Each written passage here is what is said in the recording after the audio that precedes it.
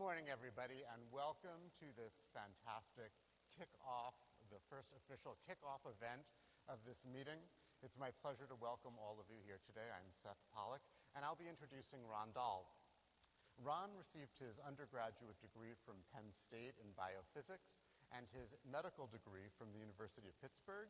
He did his pediatrics residency training at Duke University, and then he returned to the University of Pittsburgh in a faculty role for many years.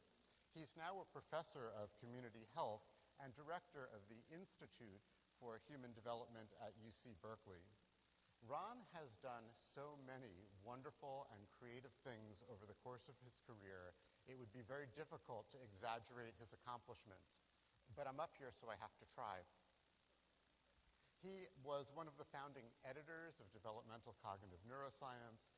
He was on the DSM-5 Working Group for Developmental Disorders. He's a fellow of the American Academy of Pediatrics. He was a core member of the MacArthur Foundation Research Network on Development and Psychopathology. But these are sort of all of the things that he's done. And you'd know all of this just by looking at his CV or Googling him. What I'd like to share with you before he begins is a little bit about who he actually is, which might help contextualize the talk he's about to give. And it might explain why I think that this presentation is going to be very thought-provoking and innovative. Ron is highly social, and he's a very approach-motivated person, and he's a fundamentally interdisciplinary scholar. And fortunately, he's found a way to make all of these things fit together very successfully. The research that he's found to be highly motivating are projects that involve team approaches. He's chosen to take on projects that no single individual or no single laboratory could tackle on their own. And it's probably because of these being drawn to these kinds of questions that he's been involved in papers and studies that have had very high impact. Rather than being daunted at times by being a bit of an outsider, a pediatrician in a psychiatry department, a medical doctor collaborating with research psychologists, he's allowed himself to kind of feel liberated to ask so-called naive questions. But fortunately, Ron has great scientific instincts for juicy questions, and his so-called naive questions often end up leading to new ways of thinking about things and new kinds of projects. In his career, he's navigated some chaotic intellectual terrain as he likes to follow his questions. And because he likes cross-disciplinary, integrative kind of things, I thought, well, what if Google Scholar would collaborate with Google Maps? What would they say about Ron's career? And I think his career path would look something like this. He started as a general pediatrician who then became an expert in circadian rhythm. And then he started working with the University of Pittsburgh Sleep and Endocrinology Lab, and that ended up really fostering his interest in sleep, where he made important contributions. But his studies of sleep led him to then become interested in depression. And so then he ended up contributing to the literature on child and adolescent depression. But then as he started studying adolescent depression, he became very interested in the role of sleep as a regulatory system. And from those studies, he ended up shifting his attention to the potentially significant and impactful role of puberty as a dynamic system of developmental, an important system of developmental change. And then as he started studying puberty, it led him to think about developmental social neuroscience more broadly. And now, in his current role as a director of a developmentally oriented research institute, he's now bringing all of these ideas together to bear more broadly on public policy and education policy. So I think it's safe to assume that when he titles a talk having to do with something regarding developmental science being integrative and about connecting science to broader impact, I think we're all in store for something that's going to be autobiographically informed and thoughtful and interdisciplinary and an innovative ride. So please join me both in thanking Ron for taking on the presidency of SRCD and in welcoming him here this morning. Ron Dahl. Very, very much. Thank you, Seth, for that very wonderful introduction. It's exciting to be here. It's exciting to have an opportunity to share some thoughts. And it's also wonderful to be in Austin. It seemed so far away a couple years ago, and suddenly it's here. I actually particularly appreciate the introduction because Seth's already made a few of the points that I want to highlight. And it is specifically about this link between deeper understanding, going after mechanistic questions, and connecting that to broader impact. And along those lines, it's also really valuable to recognize this meeting, and in particular, Nick Allen and Ariel Khalil's focus on themes, and the main theme for this entire meeting, developmental science and society. And as this cartoon shows, this question that often haunts us, we feel like we're doing good work and we're advancing science, but are we making any impact? And are we having a positive impact? And I think for most of us, the last year or two of geopolitical upheaval and change has raised the importance of these questions to yet another level. Is it enough to do our work? And to what degree should we really be thinking about the role of science and the role of organizations that bring scientists together? And that's the focus I want to continue in this talk. I'm going to cover a lot, as Seth probably hinted accurately. I'm going to try to link to a number of different dimensions of this. So I want to give you a map for where we're going. There's really three topics. I'm going to try to weave them together, and one cross-cutting theme. So I'm going to talk about integrative developmental science and its translation to practice and policy, and that's going to be a very personal reflection of some of the experiences and perspective I've gained in this area, but also I think relevant to our society and to people who are working at very different levels of these issues and problems. And then I'm going to zoom in on the strongest detractor to my interests, and a number of us in our group, what I refer to as this high-stakes pivotal transition from childhood into adolescence. It's really this early adolescent onset of puberty period of time as an exemplar of an area where deeper mechanistic understanding really, I believe, can inform policy and practice in some powerful ways. And then in the third part, I'm going to slice more specifically into some questions about social, emotional, and motivational learning that are specifically part of the onset of pubertal maturation, and how I believe this provides some unique insights about this developmental window and the opportunities that it creates. And then the cross-cutting theme across all of these is an interest in motivation, and I'm going to present a few vignettes to highlight that. So that's where we're headed. And first, some of the personal inspiration about high-impact science. When I was in medical school, I learned microbiology from Julie Youngner, who was part of the team with Jonas Salk that developed the polio vaccine, and I heard stories about what that was like at that time and these incredible diseases that we no longer saw, and the pioneering work and the risks. And then in my pediatric residency at Duke, Sam Katz was the chair, who had done amazing pioneering work in measles and a number of other vaccines. And it was like hearing from a grandparent, or parent about the stories of horrible things that no longer exist, and the science that drove that. And now, globally, immunizations save 2.5 million lives a year. Everyone in this room has benefited. There are an incredible number of diseases we have not experienced because of these immunizations. The cost savings is phenomenal. But I just want to take one example, the polio, because I had this personal link to some of the early work that shaped this. And when I was training, polio was not, I didn't see any cases of polio training, but in most of the world it was still endemic. The red color is active polio, and yellow is there's polio in the region. And watch as the efforts to eradicate polio progressed. So in 1994, it was gone from the Western Hemisphere, still in much of the rest of the world. By 2000, only in areas of Africa and India and Pakistan. And by 2014, only Nigeria and Pakistan, area around Pakistan, have active cases of polio. Now, the science and the policy to make these accomplishments met many challenges, and they continue. The reason there's still polio in some regions is because of the medical, social, religious, and cultural battles over vaccines, and those are being waged in many complex ways. And there's new technology and new immunology and new vaccines being developed. There was just a new rotavirus in Africa that's really had a huge impact on infant diarrhea because of some advances. So this is an ongoing battle. And then there was a second example for me in my early training, and that was pediatric cancer. When I was a medical student and I was working with some kids with cancer, it was devastating because we thought most of the kids were going to die.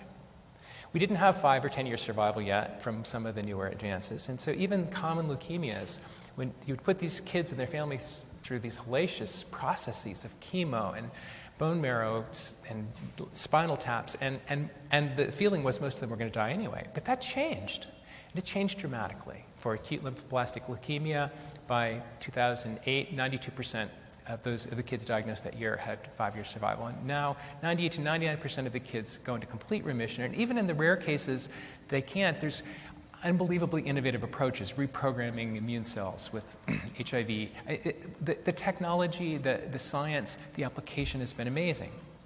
And it's not just for leukemia. The yellow line is all cancers. From the 1960s to 2010, there's been tremendous progress in pediatric cancer. Now, this is not what it looks like for adult cancer. Now, part of it's the biology, part of it's because kids are resilient, but here's another important reason this progress has happened.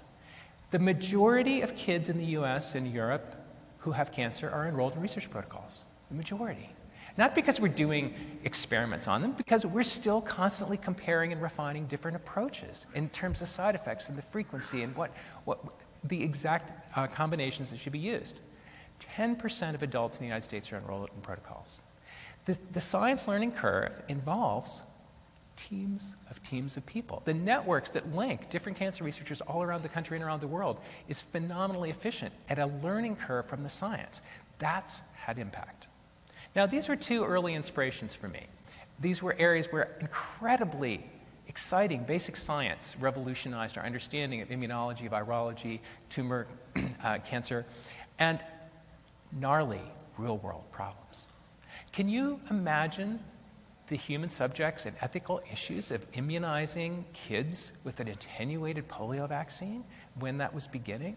These were incredibly challenging, risky things to do. Similarly, the work that was involved in advancing the cancer was a compelling mission, persevering through immense challenges, complexities, and obstacles, bold leadership, and transdisciplinary teams and teams of teams, but had incredible impact. So when I was finishing my training, there's a lot of gnarly problems in the world we can tackle, and one of the ones that was most engaging to my thinking and feeling was this set of behavioral, emotional, and social problems. And particularly in the school-age kids and transition to adolescence, it wasn't the infectious disease and the cancer. The biggest sources of death and disability and suffering were accidents, suicide, homicide, depression, alcohol and substance use, violence, reckless behaviors, eating disorders, worsening obesity, sexually transmitted diseases. In addition to all the measurable morbidity and mortality, it was the onset of things that were going to impact life throughout, health throughout the lifespan. So the kids who started smoking and drinking and mental health problems. Now, at the same time, I was very excited by the basic science I was involved in. And it was an early time in understanding sleep arousal regulation and links to circadian rhythms. And we fundamentally didn't know what the function of sleep was. It was particularly important in developing brains across a lot of species. And it was a very exciting set of studies. And I was really, really lucky because working in sleep also allowed an easy link to practical issues. Sleep is a very common behavioral issue. There were fascinating links between the lab, the study of sleep, and pediatrics, as well as psychiatry, psychology, family systems, behavioral science, neuroscience. It was really a very practical link. And again, it was nice that Seth sketched this my own trajectory. And as I became more interested in the development of regulatory systems, this interface between sleep arousal regulation and emotion regulation and its relationship to these disorders became increasingly intriguing. So I spent 20 years at the University of Pittsburgh, a wonderful period of time, and I have pictures of 30 of some among my favorite people. I could have put 50 or 100, but then they would be hard to see. It was a fantastic time. We did a lot of great basic science work, and we linked that work to complex systems, practice, and policy. We were interested in diagnosis, etiology, treatment, and early intervention. And across that time, there was an increased emphasis on developmental, cognitive, affective, and social neuroscience. And it was just a very exciting place to be. I was still very involved with the studies there. But there were a few things that were happening as I was doing that work. And one was it wasn't just about understanding a particular disorder like depression or anxiety or substance use. It was really understanding this window of development as a period of multiple vulnerabilities and understanding how groups of vulnerabilities and risk factors went together and were important to understand for early intervention. And even more importantly, that adolescence was a period of multiple opportunities, that these trajectories and inflection points were just as relevant to positive outcomes, and in many ways seemed at least as important. And then finally, this bridge between the basic science and real-world practice and policy was complicated. Now, this is a beautiful bridge. It's near where I live now. I mean, it's straight. It's a little over a mile. You can run or walk across it, drive across it, back and forth. But it's probably not a good metaphor for the kinds of links between neuroscience and real-world practice. Because, in fact, most of the people who do basic science, it's about advancing the science. And they'll talk in their grants about how it relates to real policy. But basically, it's to get the science a little farther. And a lot of the people in real-world practice and policy who point to the basic science and the neuroscience are interested in it to the degree to which it supports what they want to do anyway, and they can show a nice picture of the brain. But really, there's not a lot of going back and forth. And in fact, this may be a better representation and metaphor for the bridge. There aren't many people going back and forth, and nobody hangs out in the middle very often. And it's really, it's there, but it's not really being very effective. And this is the kind of bridge we probably need. Now, it's not just that it's a 100-mile bridge. It's not a straight line. It connects many places. It's that there's a lot of infrastructure support in the middle. And what I was seeing is that the work in the neuroscience was mainly about the adult brain. It was really trying to understand the link between adult neuroscience and disorders. And I just didn't think that was the most interesting part. I'm a developmentalist, and I didn't think that was going to tell us much about how to intervene early. And that's when I made a shift to becoming more of a developmental scientist. And I came to Berkeley and in public health and this Institute of Normal Development to really think about population health and early intervention with an integrative developmental science frame. Now, I said the cross-cutting theme is motivation, and obviously motivation is an incredibly complicated set of things, tens of thousands of papers and many, many different approaches. But what I want to talk about today is a dimension of motivation that is the affective, feeling-based dimension of motivation. And as Aristotle noted thousands of years ago, thought by itself moves nothing. Without feelings of desire, the human capacity for rational thought would lack any power to act. And one of my favorite people, Maya Angelou, says, people will forget what you said, people will forget what you did, but they will never forget how you made them feel. There's a lot of recognition that these affective dimensions are fundamental to human motives. And I'm going to illustrate these with 3 brief vignettes, some aspects of this. And part of the focus on this is, as I will come back to at the end, I think that these affective dimensions of motivation are particularly important in this transition into adolescence. Now, the first one, enigmatic motivation case number 1, is a guitar formed by 7,000 trees planted 40 years ago. And this was the handiwork of a farmer, Pedro Martin Ureta, who's now 71. And he said, what motivated this goal? To plant, tend, nurture, and sustain a forest in remote Argentine pampas for most of a lifetime. So I think it was money, fame, aesthetic experience. You can only see it from the air. If you walk around the 2 miles around it, it just looks like a lot of trees. He's never seen it. He's afraid to fly. So what do you think? Well, as a young man, he fell desperately in love. They married, started a family and a farm, and she had this whimsical idea of shaping it like a guitar. And then, tragically, she died at 25. Now, this wasn't some impulsive act. He waited several years to begin this 40-year project. It required enormous planning effort and perseverance, a lot of cognitive control skills, and obviously lots of motivation. But here's a point I want to make. It was a combination of high-intensity positive feelings, this love, and high-intensity negative feelings, the loss. Now, as we move to the second topic, this integrative developmental science, and this high-stakes pivotal transition from childhood into adolescence, I want to spend a little time thinking about this inflection point concept in this developmental trajectory, but I want to start with something very concrete that's easy to measure easy to understand, height. When we see individual differences in adult height, like this happens to be the world's tallest man, the world's shortest man meeting, 7 feet difference in their height, we can understand that there are a huge number of factors that could contribute to these individual differences. Genetics, nutrition, psychosocial stress, diseases, injuries, accidents. There's a lot of different factors. And we understand that there's a developmental process for which we understand the mechanisms. Growth is something we understand to a very large extent. And the data that generate these growth velocity curves, the amount of growth in each interval, are well understood. It's pretty fundamental to pediatrics.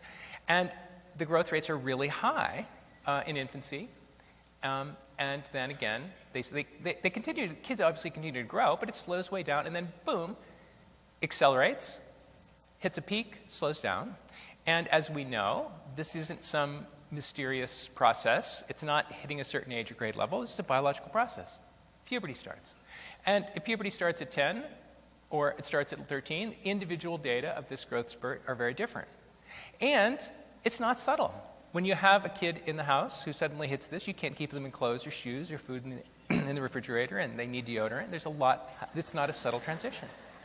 Now, we also know a fair amount about this intense growth period as well. And it shouldn't be a surprise. They're actually related. There's some differences, and yet they're related.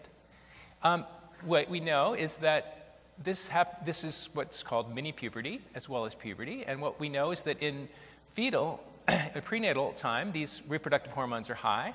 They come from the mother and from the placenta. At birth, those are shut off, and that's a stimulus to the brain to start producing, in the infant, their own hormones, and the testosterone levels go to about half of adult levels in the first 1 to 2 years of life. Females also have it. It lasts a little longer, the elevated hormones.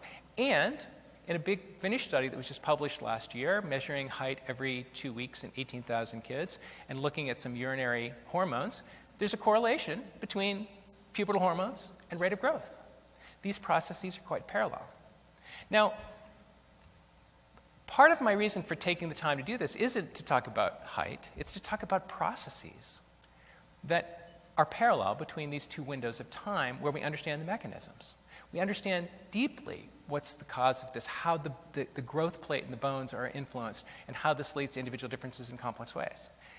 My reason to focus on this is that if we thought, for example, seed of an idea, that a learning process was affected by these changes, there might be a parallel between these two windows of time as well. Now, obviously, this window of dynamic change isn't fundamentally about bone growth. It's about a whole array of changes.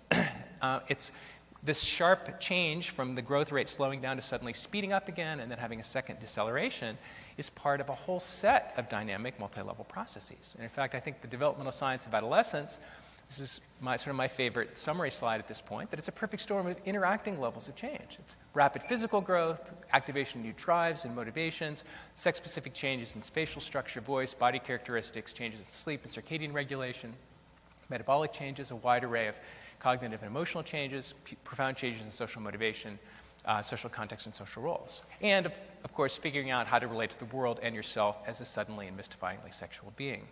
Now, the point is that there's changes at every level, from the deep biology, neurodevelopmental, behavioral, peer, family, school, culture, and media. And there are interactions across levels. As your brain changes, the kinds of peers and media you're going to use are going to be influenced. As you have different kinds of experiences, those affect your brain. There are multiple bidirectional interactions. And these patterns of experience across this interval of time are actively shaping and sculpting the patterns of connections among these systems.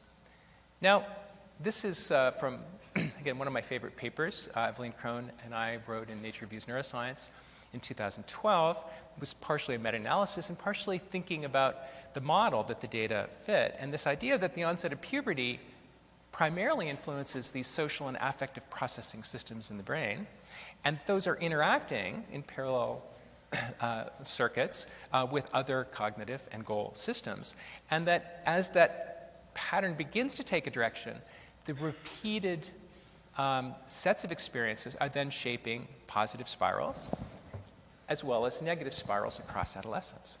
And we were interested in this, and then there's been a lot of work in the subsequent 5 years of supporting features of this model, and I'm going to just pick a couple papers. This is actually a paper that came out last week in Nature Neuroscience. It's by Kaufman et al., and actually the slide on the left is from Adriana Galvan's commentary on this paper. And the basics of this paper and this study is looking at the functional connectome, patterns of functional connection in the brain that are discrete. And the idea is that by the time we're adults, we have almost like a fingerprint, a unique pattern of functional connection, and this is the connectome. And people have worked to quantify this, and there's plenty of controversy, and we're early in the curve in understanding this. But what's interesting about this paper is they very carefully, in a sample of 800, looked at from age 8 to the mid-20s, and in this quantification of how discrete is this functional connectome, these patterns of connection, there is this pretty sharp increase that starts around 10 or 11 and accelerates pretty briskly across this interval of time and then begins to plateau. Now, the paper ended up focusing a fair amount on mental health, but I'm particularly fascinated by the normal development because not only is it this timing, the black line is the total group, the orange are females, and the blue are males. Puberty is about 1.5 years earlier in girls than boys. This seems provocatively consistent with this idea that who we become as an individual through these patterns of connections in our experience are really being shaped. And I think this is a provocative example. Now, this leads us to think about whether the onset of puberty and these dynamic set of changes really initiates a growth spurt in some aspects of learning, particularly, I think, social, affective, and motivational learning. And this raises a set of really fascinating questions, deeper understanding, and broad impact. And I could have spent the whole talk just what I'm going to say next. There's been a tremendous amount of work. I've been involved in some of it. Many, many labs around the country and around the world have been increasingly understanding mechanistically, pulling apart some of this complexity about puberty-specific changes in neural systems, behavior, and their interaction. This is one of my favorite papers. This actually came from a data set we collected in Pittsburgh, a longitudinal data set with imaging and careful pubertal measures and hormones. And Jeff Spielberg was a postdoc working with me when we crunched these data. And it was exciting because it's one of those experiences when you have a prediction and you find the data and they really excitedly match what you hoped to see. And this study was looking within subject. The girls were all 10 to 12 at the beginning. Half were prepubertal, half were beginning into puberty. We studied them 2 years later. The boys, 11 to 13, because puberty is later. And we looked at a threat angry face task compared to matching figures. Activates the amygdala threat system pretty reliably. And we looked specifically at how does that change as kids become more pubertal, as the testosterone, as the main indicator, is going up in both boys and girls. And what's interesting is, as other people have commented, fear does not go down. You get more fear reactivity. Kids are not fearless. But as the fear reactivity went up, so did activity in the nucleus accumbens, in systems associated with reward and excitement. And so did the coupling between those systems. And this idea that these hormonal events were contributing to the ability to activate both fear and reward fit what we've been talking about as a time of learning to master your fears and approach them because they're thrilling. Kids don't go to horror movies and roller coasters because they're fearless. They go because they're thrilling. And you don't have a thrill without some fear. It's this ability to have high intensity, negative and positive at the same time that is really being instantiated in these systems during this period of development. Now, huge number of studies looking at pubertal hormone effects. I'm just going to pick a handful. A couple that we were involved in, many other labs.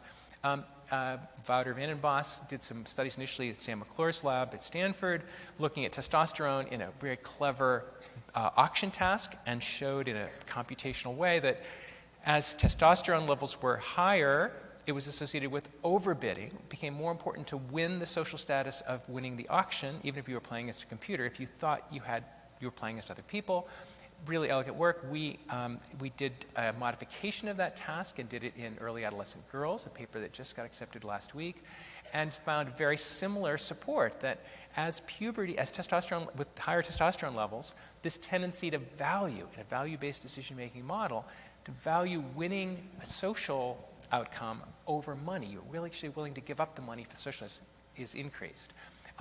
Evelyn Krohn's lab has done some beautiful papers in the last couple of years looking at puberty-specific hormones and testosterone in relation to risk-taking and reward, and really in these elegant longitudinal studies further instantiating the components of this for reward processing.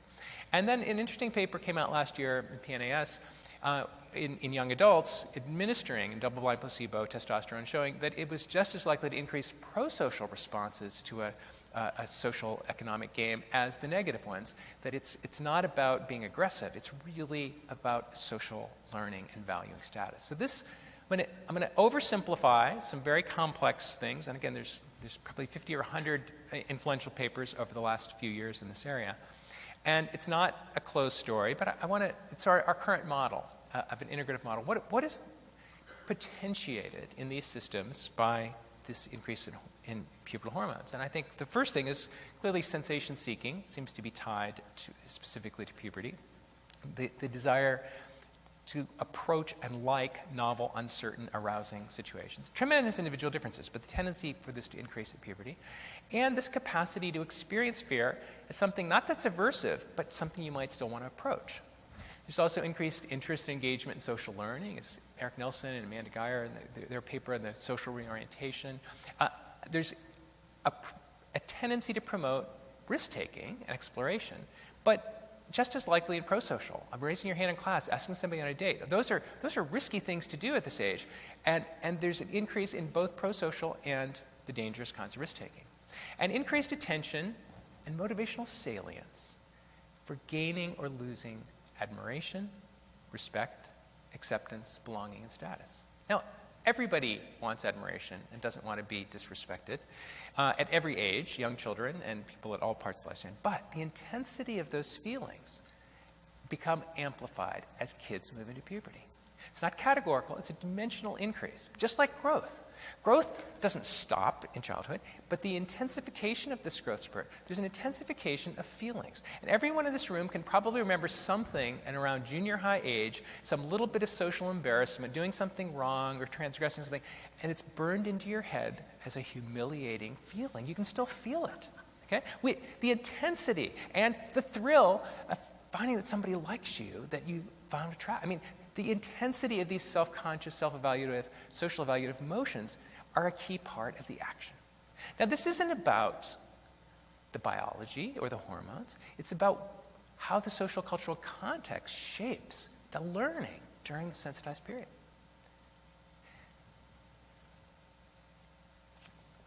It's fascinating not just to think about status in some dominance way, but prestige, earned prestige. And how these systems are very sensitive to how do I, as an individual, become admired, have a sense of belonging. And these are tremendously different across cultures. One of my favorite examples, I was participating in a education symposium that Richie Davidson had organized with the Dalai Lama, and we were talking about some of the neuroscience, and I told a bit of the story, and there was some chuckling going on, and I had to wait for the translation. And the Tibetan Buddhist education scholars, what basically they said, yeah, we see that. We see that the kids at this age are suddenly competing intensely for admiration. But the way to get admiration in the Tibetan Buddhist monastery is to show that you're more kind and empathic than the other kids. And so they compete like crazy to show how empathic they are. But if you spend those years trying to show that you're more empathic and kind than anyone else, that's going to affect your brain in different ways. And there's another example that I think is pretty powerful, and that's gender and sex differences. We don't think the biology is a powerful influence for these differences. We think that it's the sensitization to what's admired and respected. If you're a 10 or 11-year-old girl and you're in a culture that only admires bold, assertive behavior in boys but not in girls, that's going to shape these systems to a greater degree. This is the statue of the fearless girl that appeared on Wall Street. And I think if you look at the data on gender inequality and attitudes, there's some parts of the world that have been doing very well. We would predict that one would see a lot less of the amplification of gender differences in this period of puberty in a social and cultural environment that gives prestige criteria in very equal ways. These are testable hypotheses, and they have important implications. Now, we have another enigmatic motivation case. This is a story of Lynn Cox, who says she's in love with water. It begins to rain. She opens her windows. She loves to swim in the rain. And in her own words, she loves the sound, feeling, smell, look, and taste of water. Now, these affinities began at an early age. She was collecting medals in swim meets at 6, but it was the transition to adolescence, something intense began to happen. Family moved from the East Coast to the West Coast, and she started swimming in the Pacific, and she loved these open water, cold swims. They were really exhilarating. And at 14, she was in a race from the Catalina Islands to the coast. It was 27 miles, and did well. And as she touched the shore, she decided she wanted to swim the English Channel. Now, one of the things about the English Channel is it's cold. The water's 55 to 60 degrees Fahrenheit. Hypothermia and death occurs because you cannot wear a wetsuit. It's part of the official swim. And so she trained all that winter in the Pacific, swimming in water down to 50. And at 15, she shattered the men's and women's record under 10 hours. Now, when you have that kind of a thrilling experience at 15, you're not going to quit.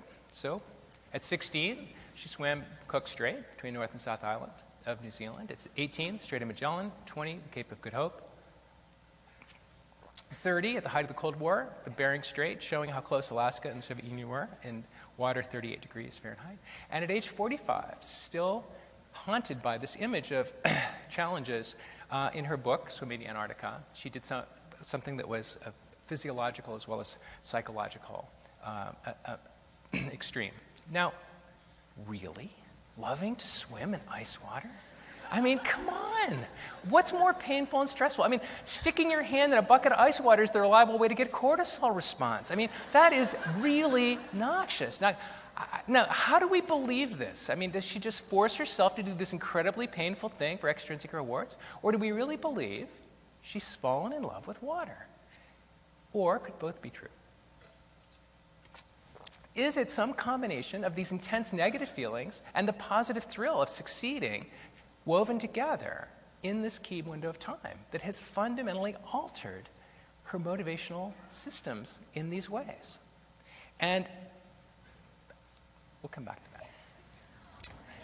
So, this idea that there's a high-stakes pivotal transition from childhood into adolescence, and this is a way to have both deeper understanding and broader impact, is very compelling to us. We think that it requires transdisciplinary teams working to deepen our understanding of mechanisms, the processes, the trajectories, the inflection points, and to really have deeper insights into these processes. And the reason to do that is that can lead to identifying modifiable factors, the timing, targets, and inflection points for change, and to match early intervention efforts to optimal developmental windows. And that's true in a sort of precision public health approach of thinking about the right time for the right intervention, as well as education approaches. And we think there are incredible opportunities to build the kind of bridge that really connects what we're learning in these areas to real policy.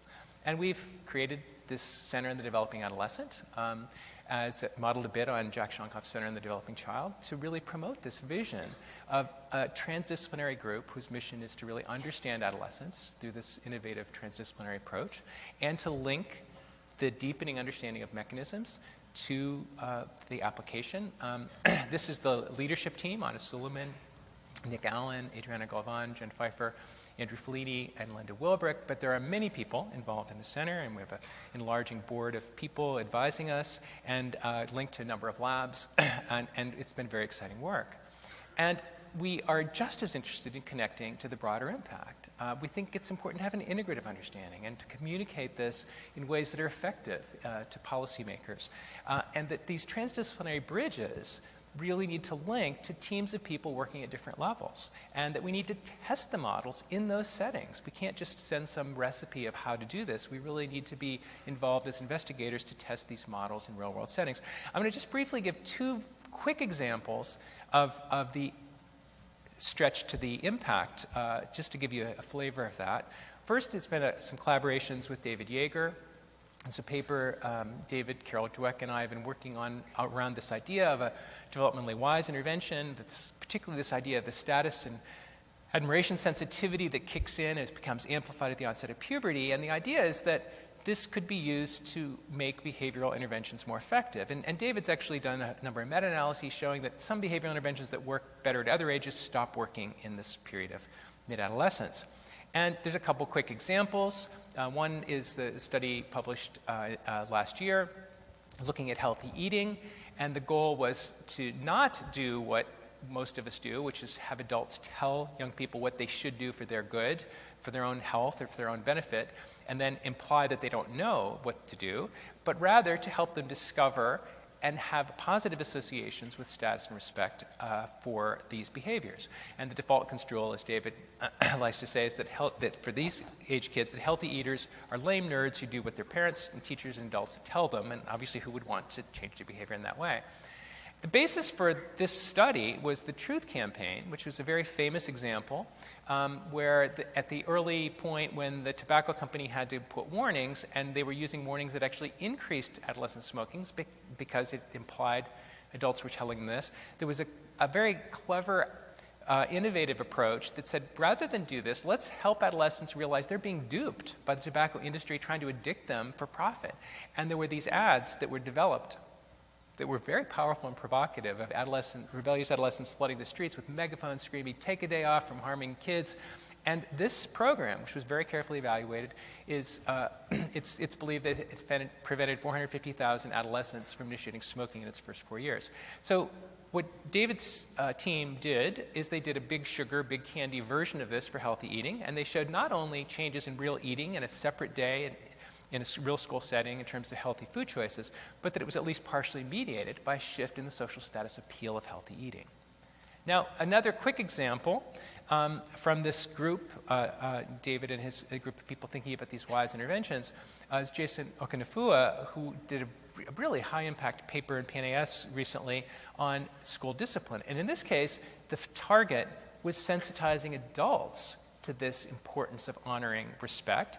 And they did an empathy training in a school setting with a subset of the teachers in classrooms, and they showed that not only did they increase how the young people rated the classrooms as being more respectful, but they'd half as many suspensions in the experimental versus the control. And again, I'm oversimplifying. You should go hear Jason, who is going to be speaking in a symposium from 12 to 1:30 today.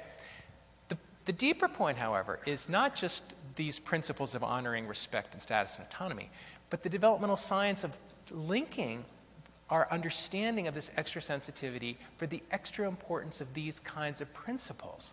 And if you want to hear more about that, David Yeager has a keynote Saturday morning and a symposium Saturday afternoon. The second quick example is a project we're just launching, the very generous funding from the Gates Foundation in Tanzania, and it's to target specifically this pivotal transition from 10 to 14. It's a scaffolded discovery learning in small groups interaction. It's scaffolded exposure to technology use. Anna Suleiman and Megan Cherwick are leading that project, and David Yeager and Nick Allen are consultants on it. And we're focusing on gender inequalities, which are often amplified, particularly around technology, in this transition, and testing key features of the model about this being a pivotal time to really nudge these trajectories in positive ways with the goal of informing sustainable and scalable insights.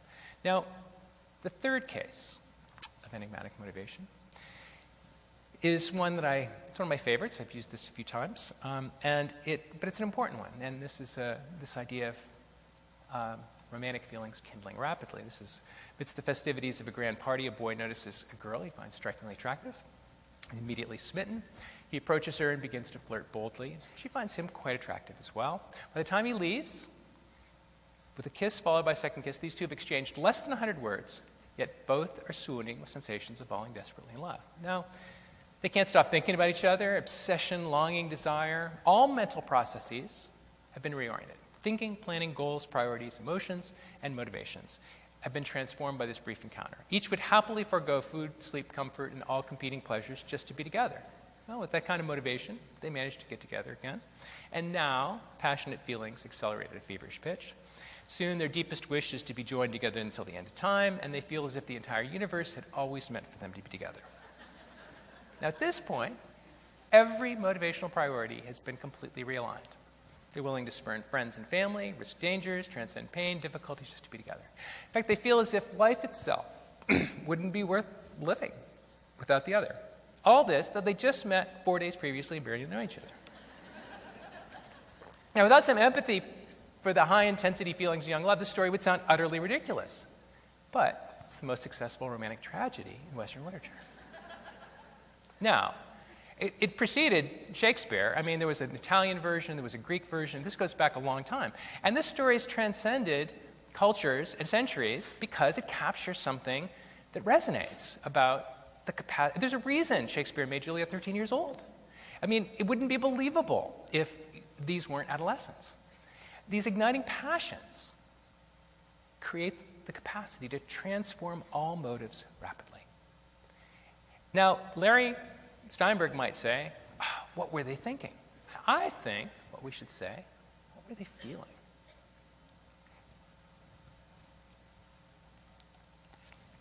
What they were feeling were 4 days of the most intense positive feelings and horrible negative feelings, both together in ways that forge compelling motivation. Now, dare we ask translational neuroscience questions about the social affective motivational learning that underpins this? I think it's, and what I will finish up with is thinking about a deeper understanding of this. Now, many people here know this is an old story of the prairie vole meadow voles. As most of you, I'm sure, know, these two incredibly similar species are dramatically different in their tendency to be socially monogamous, intense cuddling after mating, and we understand the mechanisms. We understand that there's a particular vasopressin receptor gene variation that's very minor that contributes to this oxytocin vasopressin shift, and it's elegant science.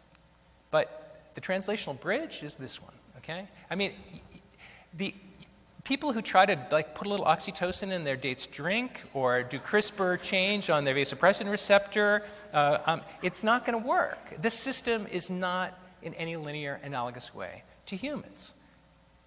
What we want to do is not think in narrow, reductionistic ways. Let's take a step back about a cross-species perspective on the social affective learning that underpins the formation of enduring pair bonds. Now, in birds, it's the predominant mating strategy. Of the 9,000 species of birds, 90% do this, and it's a combination not just of pair-bonded mating and some dimension to monogamy that's variable, but biparental care of offspring.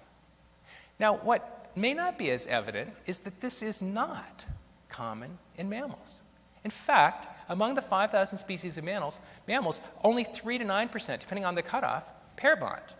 In 95% of mammalian species, sexual partners are attracted to each other when they're mating, and then when they're done, they go their merry way. Now, the exceptions are quite interesting, and there are many, and they're increasingly being studied. One other example, very briefly, the Parabiscus californicus. There are 50 different species of deer mice. The californicus is, unlike most, genetically monogamous. Once they've mated, they're mated for life. It's what the evolutionary biologists would call a K-selected species. There's smaller litter sizes, longer juvenile period, high pup survival due to extensive biparental care. And they have mouse husbands. The dads do everything except nursing. They do nest building, they retrieve the pups, they comfort them when they're upset. And if you separate the fathers, the development of the offspring isn't, without the father presence, they don't develop normally. The fathers spend as much time with the mothers in physical contact with the pups as the mothers. Now, the mechanisms are quite different than the voles. And there are some similarities in terms of hormonally mediated social motivational learning, but there are many differences. And the same thing is true if you look at New World monkeys. There's TD monkeys and owl monkeys. There are interesting examples, but the point is, pair bonding and biparental care is not only relatively rare in mammals, but it seems to evolve sporadically and with different mechanisms. Now, hold on. Now, doesn't it seem counterintuitive to say that strong and enduring pair bonding is uncommon in mammals? Well, the reason it seems counterintuitive is that strong and enduring social pair bonding is characteristic of all mammals in mother-infant bonding.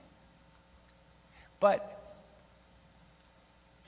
in mammalian species, nursing infants, it's selected for intensified mother-infant social pair bonding and very little pair bonding between mates or biparental care. Probably because the basic circuitry is there and because every mammal has experienced as an infant with some of the pair bonding learning. Why is this so interesting? Because here's another pop-up evolutionarily. Humans. Humans are quite different than all of our closely related non-human primate species. If you look at bonobos and chimpanzees, the four species that share 98 to 99% genetic homology, things are dramatically different.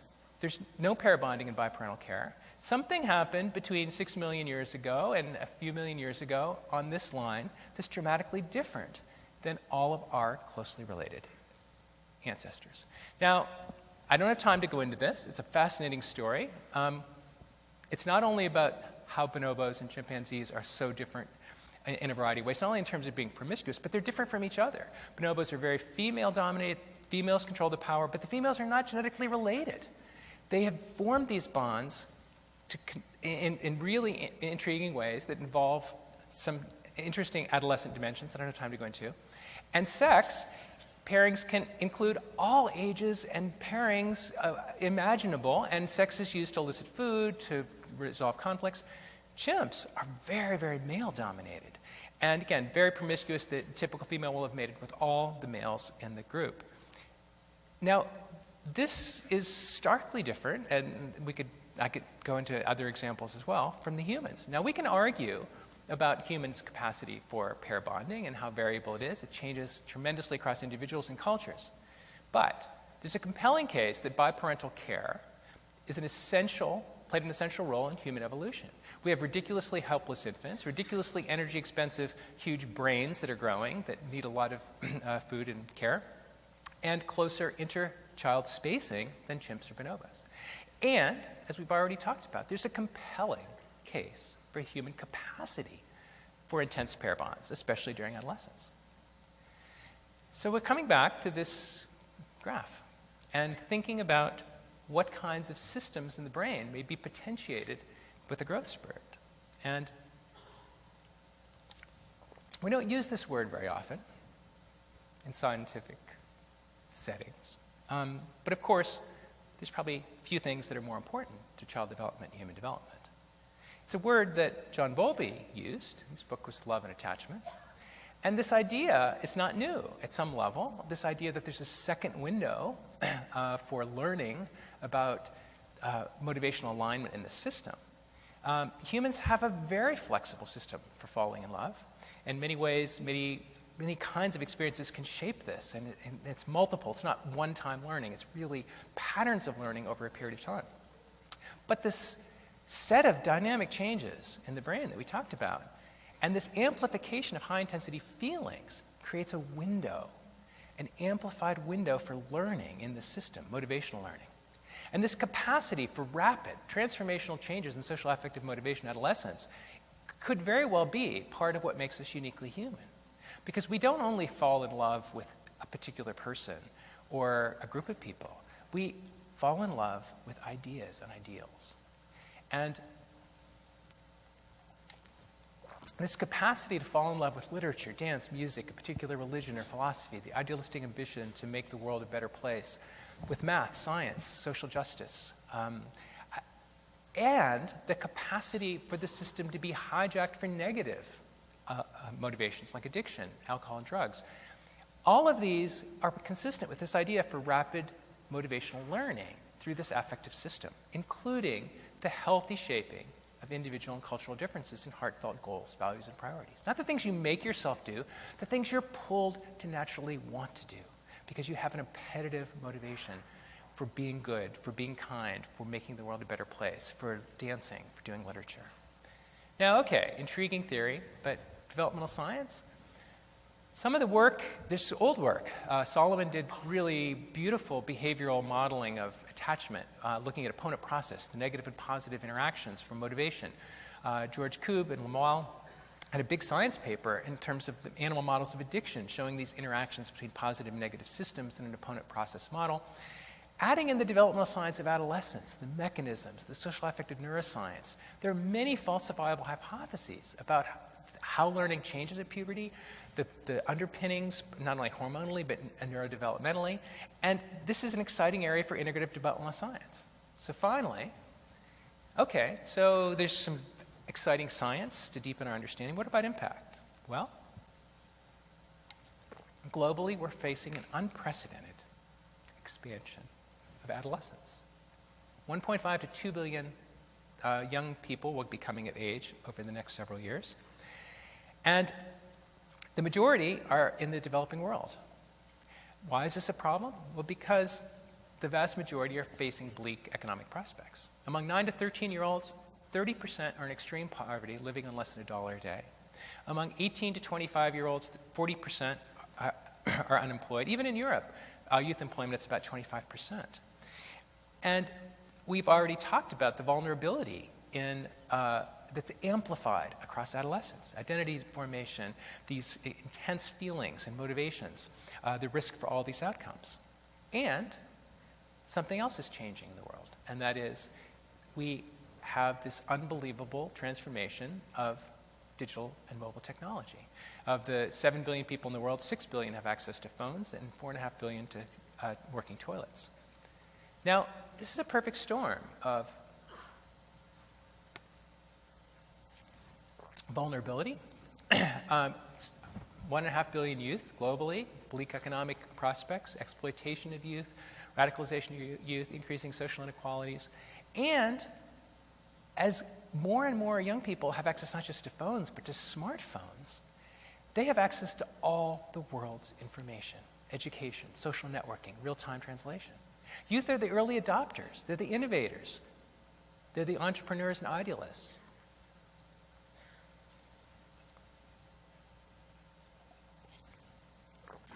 There's a lot hanging in the balance if you step back and look at the demography and the number of adolescents and the global problems.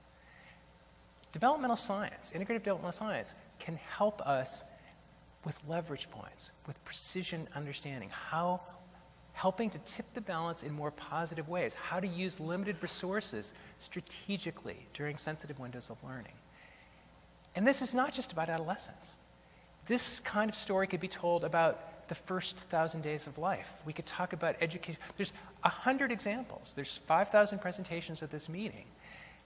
The ability to link our developmental science to deal with real-world gnarly problems will make our science better, and it can have a huge impact on the world. Thank you very much.